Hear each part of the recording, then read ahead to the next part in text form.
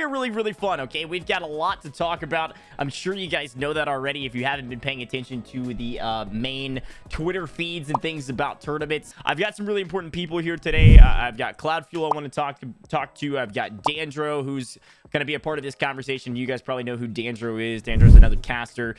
We've both been in the tournament scene for a really long time and been doing a lot of tournaments. And I think a lot of people want to see this conversation for very specific reasons. The main reason is we want to see Warzone flourish. Dandro, how's it going, brother? How you feeling? It's going great. It's going great. Good, man.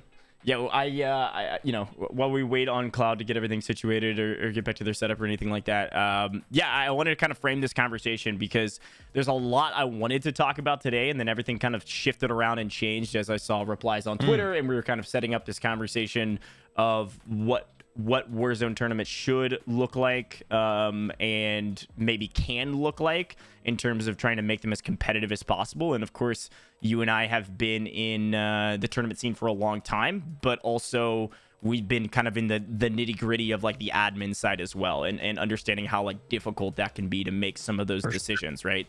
So I think this will be a really cool conversation for you and I to have, as well as of course including CloudFuel in that conversation. As he's kind of on the other side of things, inside of Twitch and Rivals in particular. Cloud, thanks for jumping in on this last minute. I really appreciate it.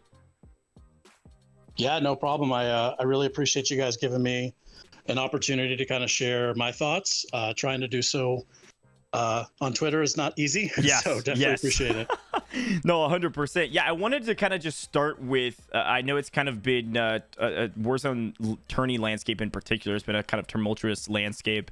And I kind of wanted to hear your thoughts about what's going on in the tournament scene. Of course, with Rivals kind of in the background of that, of course, that's kind of where you fall into place. If the people in chat and on the interwebs, wherever we're at, don't know CloudFuel's really involved in Twitch Rivals and does a lot of the behind the scenes work with Rivals, in particular picking up names, etc. So yeah, Cloud, I wanted to kind of hear your thoughts before anything else. I know you had some things that you wanted to kind of share, and then of course we can talk question and answer style about tournament formats and bans and all of that stuff. Yeah, so I mean, I guess a little bit of clarification on what I do at Twitch Rivals and like where this can go. So I'm a community program manager at Twitch Rivals. So I'm responsible for managing the invites for a lot of the events that we do. And I also work really closely with our competition manager who does all the rules for the events. So it's not me necessarily that's going to decide what rules we're going to use, but I can definitely take the information that we're receiving from the community and from the creators and pass it along. Sure.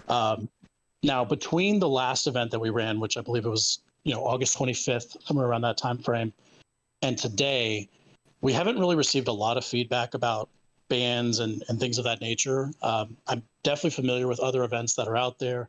I know in particular, Z-Laner's event was widely well received and had, a pretty strict list of bans.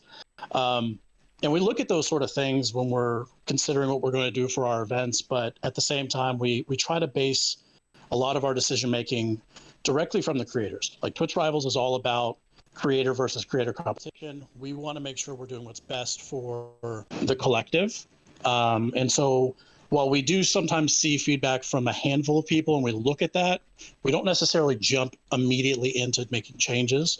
We want to make sure that it's something that really is going to be an improvement for everybody. And so I think the big difference for us is after the last event, there were some concerns about disconnections with the lobby and the lobby procedures, but there really wasn't a lot of conversation about bans. And then after yesterday's event, there was a significant amount of conversation about bans. So it's definitely something that's top of mind for us today. And, we're always looking to improve what we're doing. It is, again, sort of this ever evolving, the nature of just esports in general. It's always changing. And we definitely hear the feedback loud and clear. We really appreciate any sort of like constructive criticism that we can take back. So things like, for you, Gojj, the information you provided of like the specific reasons for why certain bans are being considered, that's all really useful. Sure. And we do obviously work with Activision really closely. So these are things that we can also bring to the table when speaking with them about the events that we're running, to help make sure that they're, providing from their side of things, the data that they're seeing and what makes sense from their standpoint, and then we combine that with what we're hearing from the community, and hopefully we can reach a place. Maybe it's not going to be fully slated towards one side or the other, but hopefully it's a bit of balance. I think at the end of the day, that's what we want. We want something that's a fun, casual, competitive, entertaining event series. I think that's something else that people sort of confuse Twitch Rivals and think it's supposed to be the best of the best, the sweatiest competition. And Sure. it sometimes ends up being that way, but that's not necessarily the way that we're trying to make this event series go. We're trying to put on something that, scales a wide variety of Twitch creators, from those that, play Warzone a little bit more casually and kind of focus more on content, versus those who are taking it super seriously and trying to become a pro, if there ever is a pro scene that develops from this community. So we're sort of like in the middle, where we're spanning both sides, and we're trying to figure out what makes the most sense. Yeah, that makes a lot of sense. And I think that really follows where a lot of people feel. I would say not a lot of people. A lot of people that are really tapped into the way tournaments work and the way tournament organizers do things do feel like this is the case for Rivals. Like, you guys do balance this kind of fun and competitive event. At the same time, I'm sure, like you said, you saw a lot of people's feedback from this event in particular that was pretty negative about bans and things like that.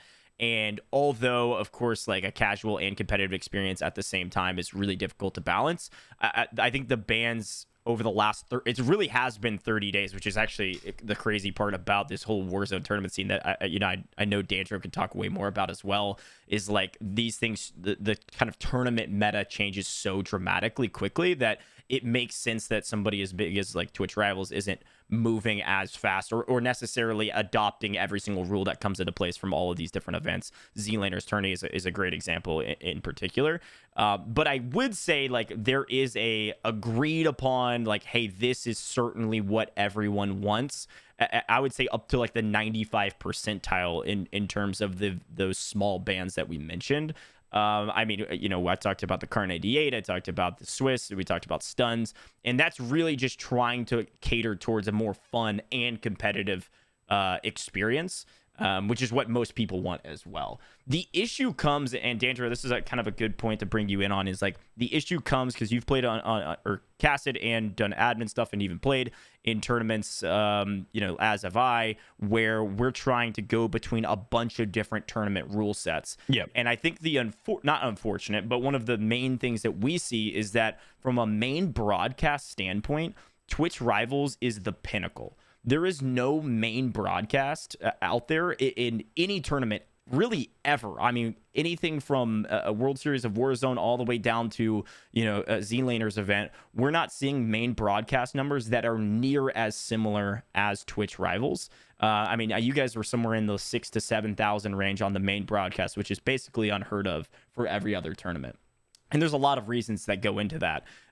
But at the same time, as a viewer and as somebody that's watching the event, Twitch Rivals really sets the standard for what competitive Warzone is, whether it's meant to or not, unfortunately, because there's so many viewers in the main broadcast. And what can be frustrating from the outside looking in, as somebody that does this like for a living, like commentating and all of that stuff, is that with that being the standard, when it doesn't represent the tournament landscape as it is today, and it showcases Warzone in like a somewhat negative light with all of these like ban questions and people saying, well, this isn't competitive at all, like all of those things, that can get frustrating for the competitors as well as the casters and admins and all of the people that do it for a job as well, if that makes sense.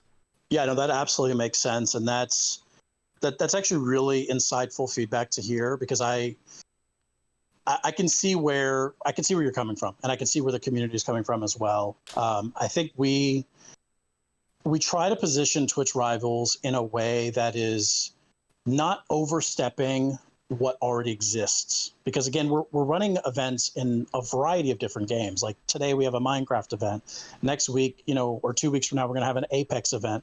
We're constantly working on different games and different communities, and it's difficult to stay on top of everything. But at the same time, we also want to make sure we're not taking away what already exists. So, I know like a lot of the CDL teams run their own events throughout the different weeks. I know at one point MFAM was a really big thing. Obviously Z-Laner ran his event recently. There's a variety of other events that happen as well.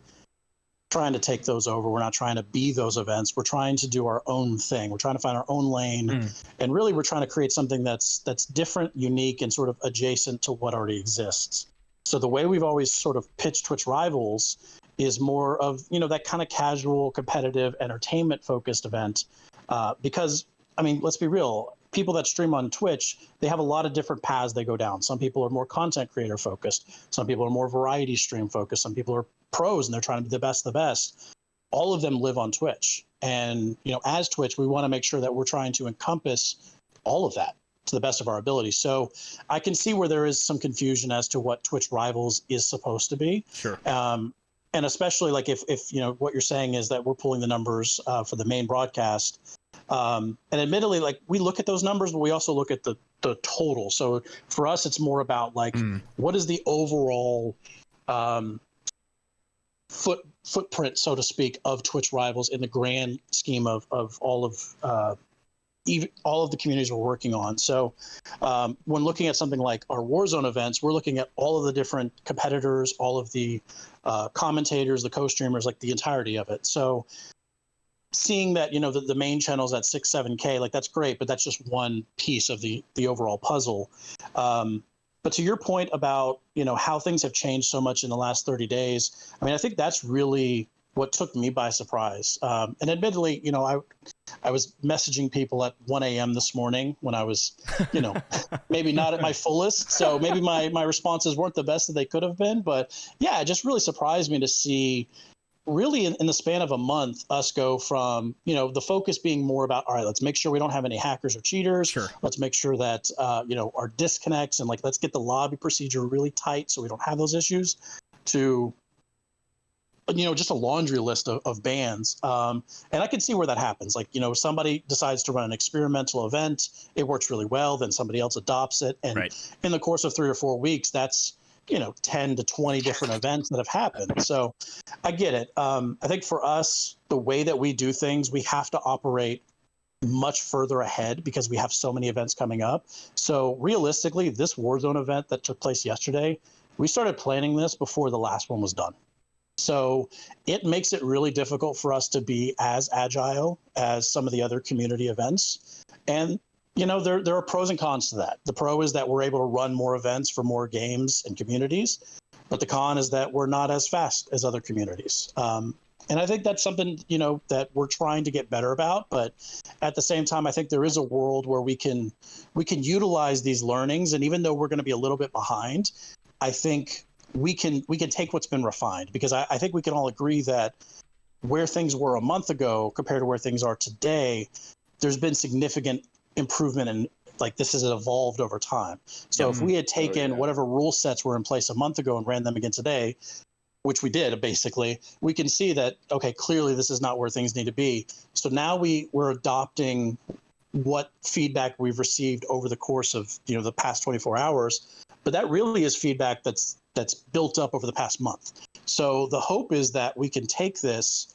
and I'm kind of, you know, speaking out of turn a little bit because again, I'm not the person that makes the rules for these events. But assuming that this is something that we can adopt and actually enforce, that's another big thing, is how do we make sure that people are actually following the rules? We don't want to get into a bunch of he said, she said sort of stuff. And, you know, we only have so many admins, so it's really difficult to monitor every single person. So how do we make sure that these things are being done and we don't slow down these juggernaut events? I mean, these things get exciting towards the end. We don't want it to be marred by a bunch of questionable things. So just finding out what makes the most sense from a balance standpoint and enforceability, I think we can hopefully get to a place to where everybody's maybe, again, not getting exactly what they want, but getting something that's much better and much more agreed upon as being an improvement. I think from my perspective, you know, across everything, I think one of the best pros and cons of the Call of Duty community is that it's so tight knit. So it's easy where I think you said, where if you're not paying attention, where we're kind of like groundhogs, where we pop up, you know, you pop up your head and you're like, oh, this is what's happened in the last month. Like, oh, wow. Right. With like everything that goes on, because I think you're right where it did. I think it was that Roker event. I think it was like the first like big one that like kind of had a lot of rules applied to it where people really seemed to vibe with it, and it kind of from there snowballed, right? And then you had boom, E-Fuse, Amaya. Like we're all just trying to like make our, everybody's kind of tweaking their own thing and trying to do their, trying to narrow it down in. I think the other thing that's important with these bans is that like to look at it not only from a competitive integrity standpoint, but also a lot of these are in place because they actually do make the game more enjoyable to watch. From things like stuns and shotguns, right? I mean, we even saw, I think it was like in the first Twitch Rivals or World Series of Warzone, right, where it's like people are just running street sweepers and they're hiding in hallways with double claymored up, right? And it's just like, okay, like that's not like as a caster, like when you're rotating through POVs, like, all right, and here's the 5th team in a row that is sitting in a hallway with street sweepers and claymores. They're like, all right, sick, this is cool. But I think the other thing when you talk about enforcement, I've actually seen the community does a really good job of like enforcing stuff themselves. Just like in across all the tournaments I've done, like I think players respect that. A lot of players respect the rules. And if you have RPGs and shotguns banned and someone picks one up and gets a kill, people are going to clip it, they're going to submit it, and you get a 0 for that game. And that's kind of, people are okay with that. People understand that.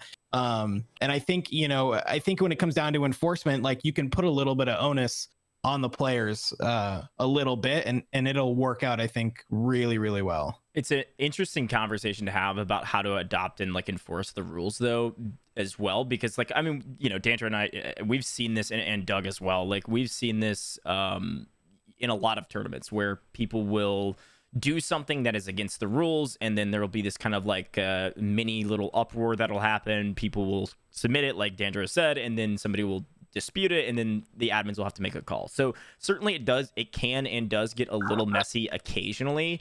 I think the biggest thing that we can do from the admin side, which shouldn't be too big of an issue, especially with an event this large, is that making sure players actually read the rules. And once you read the rules, now, like you said, Dandro, like the onus of responsibility to follow the rules comes to the players. And so it is pretty easy to enforce because the players that are getting, not cheated against, but the people that are overstepping the rules and beating somebody out because of that, they will be the ones reporting it rather than admins having to watch every single second of the game.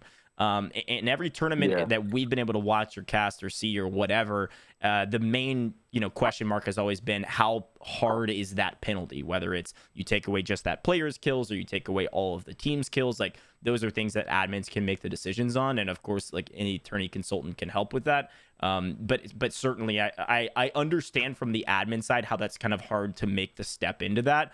But like you said as well, like the tournament scene in particular in the last 30 days has changed because one tournament organizer decided, and I think Dandro said it was Rocker, and then I believe we had some more recent tourneys really step into that and start running bans every single event, and people felt the game change and felt the tournament scene change to be even more competitive, right? And I think that's what people want, besides, of course, it being more fun to watch and everything like that. But the players want it to be a more fun and competitive landscape to where they feel like there's some sort of actual skill gap as well. I agree. I have a few thoughts just based on everything you guys said, which, hi, guys. I'm Doug. I just kind of popped in a little late. It's nice to talk to you, but sorry for the uproar I caused with that little tweet last night, Cloud. I think that I agree with everything you guys are saying, and I totally loved hearing your perspective, Cloud, on how it works on the Twitch side of things, like trying to figure out if it's more competitive or if it's more, catered to content creators. But I definitely can agree with you that the scene in Warzone changes incredibly quickly. Me and Gojj just went to the MFAN barbecue for 2 or 3 days, and I felt like I had missed a month of news just from like 2 or 3 events that were ran and different bans and rule effects that went in place.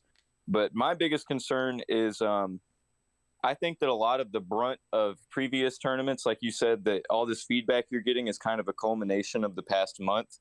I think that people are still really, really bothered by the way the World Series of Warzone $100,000 game was ran.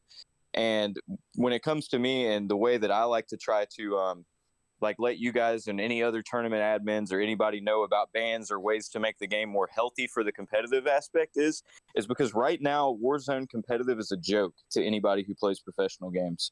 And I really, really care about the game. And with Iron Trials soon coming to custom games, I believe that with all these proper rules in place, we can change the outlook of Warzone, and it can start to be taken seriously as a competitive game like Fortnite was, or like other things like that. And I think in order to do that, it's not really that you guys asked for it, but like Gojj said, you guys do get the most viewership. You know, the most people pay attention to Twitch Rivals events. You guys got more viewers than the World Series of Warzone in multiple occasions. I think we just want to see, you know, that kind of transform into what you guys are doing as well.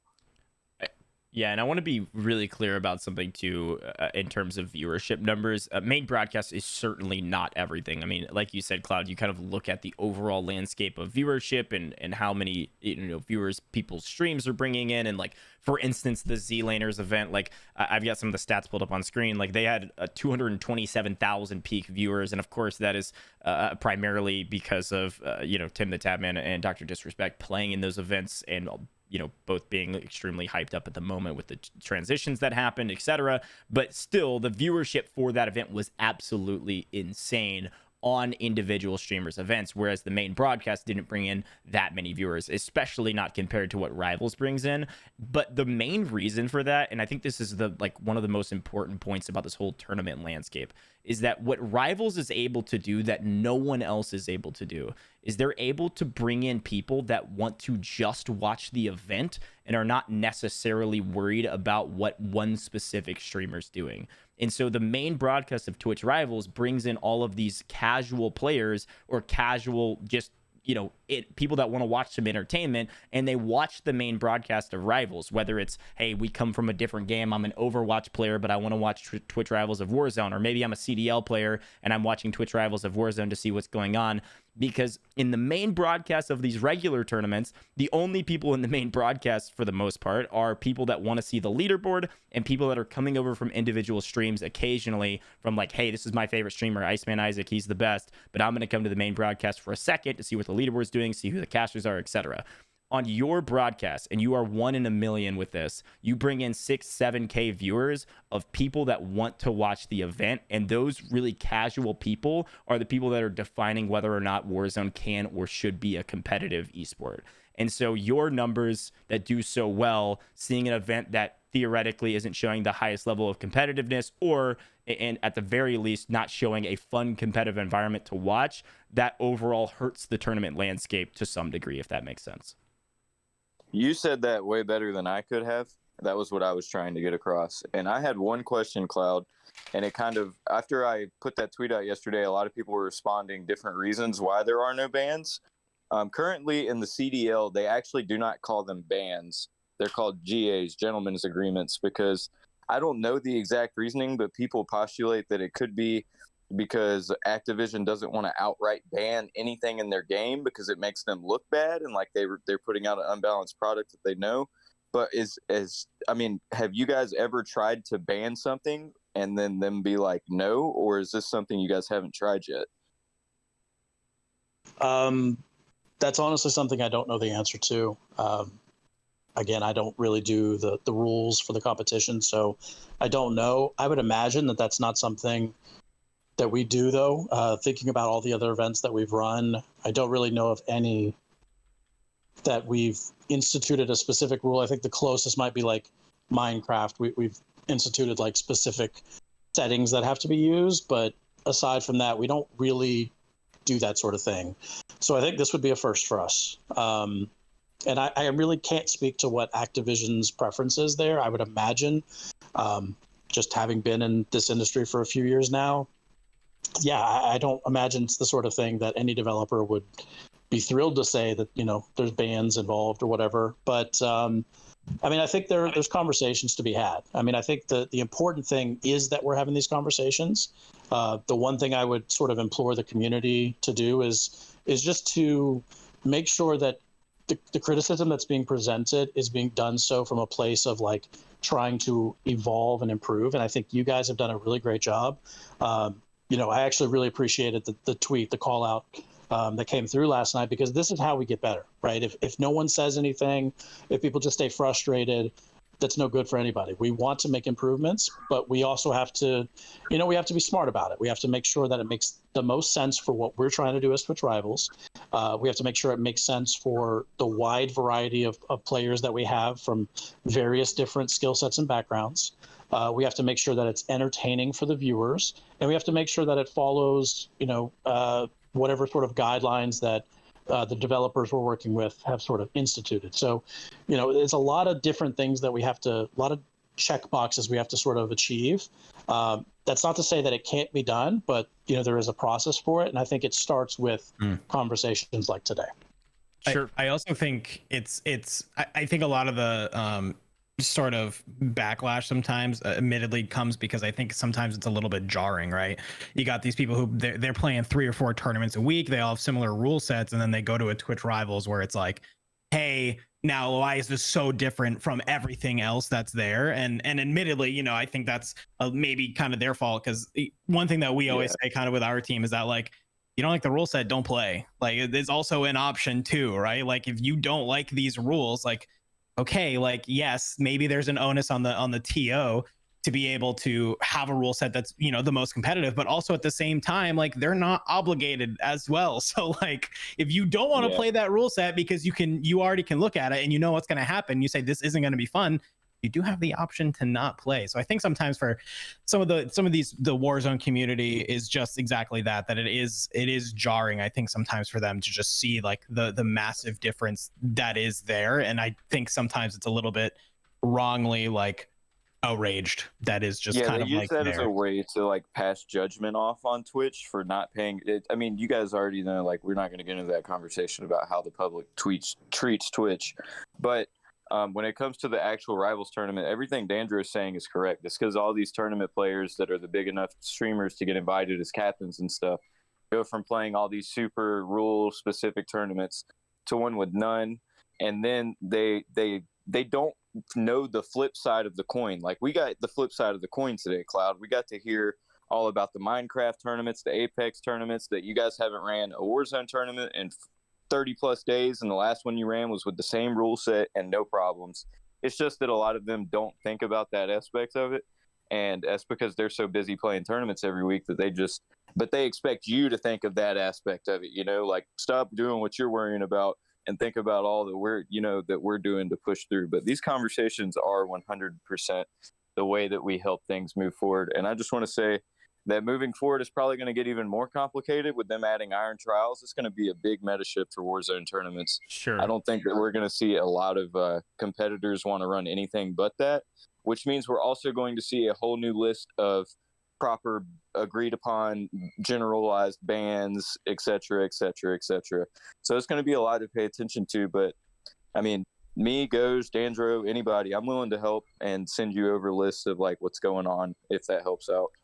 Yeah, and I know, Cloud, you said you had a meeting 11 minutes ago or something like that. So if you need to run, no worries at all. But I hope some of these conversations are helpful, as well as just the kind of the mentality of the community that although Rivals can decide whatever it wants to be, Rivals in the viewer base side and the community side looks to be some of the most competitive events out there because of course, prize pools, but as well as the fact that we've got viewers coming in to the main broadcast that bring really the overarching perspective of the casual community on whether or not Warzone is competitive. So the competitive Warzone scene says we have to make Rivals like the biggest event and the best event possible because it is representative of all of our other events. I hope that actually like kind of makes sense to some degree, because I know a lot of people like wanted to convey that. Yeah, no, that absolutely makes sense. And I, like I said before, I think while we are trying to do something that's a little bit adjacent to what already exists, we do want it to be competitively, like it needs to have competitive integrity. We don't want something that is going to be unfair or unbalanced. So that is definitely top of mind for us. What exactly that looks like, I think that's definitely open to interpretation, and that's why these conversations exist. I think, Doug, to your point, there are going to be changes coming. I mean, heck, Vanguard's going to come out in a couple of months, right? Yeah, or in a month or two. So, and I'm sure, like, I mean, I don't know exactly what's going to happen with that, but I wouldn't be surprised if, that institutes changes as well. So I think this is going to be an ever evolving landscape. I think we've had the benefit of, we started, I think we were one of the first ones to run custom events back when we first started doing so. And even then, that was a shock. People were like, wait, why aren't we doing kill streak events anymore? And that was something that we saw directly from feedback from a lot of creators of, they're just being frustrated. Talking to folks like Huskers and Symphony and a bunch of other content creators in the community, as well as some of the more competitive folks like the Bardnologists and so on, they all kind of were like, hey, this is not something that you can really control. There's hackers, there's people that are abusing the system. And so we saw that and said, hey, we need to make a change. We worked with Activision. We started doing those custom events. I think that was around the same time that we were building out the World Series of Warzone with Activision. And we've got all that stuff that's happened over the past 6 months, but I think, now it's time for another change. And again, this is just me speaking from my personal beliefs. I don't make the rules for these events, but I will definitely pass all this along. Any recommendations or suggestions that you have, please feel free to send my way, and I will make sure it gets into the hands of the people that make these calls. Awesome. Well, hey, we really appreciate you coming by, and thanks for taking our barrage of comments and questions from me and Dandro and Doug or Modern Warzone. I appreciate that a lot. Yeah, I was happy to be here. Again, my DMs are always open, so please feel free to stop by, and I look forward to more conversations in the future. Awesome. Thanks, Cloud. Appreciate it. Thank you. Take care.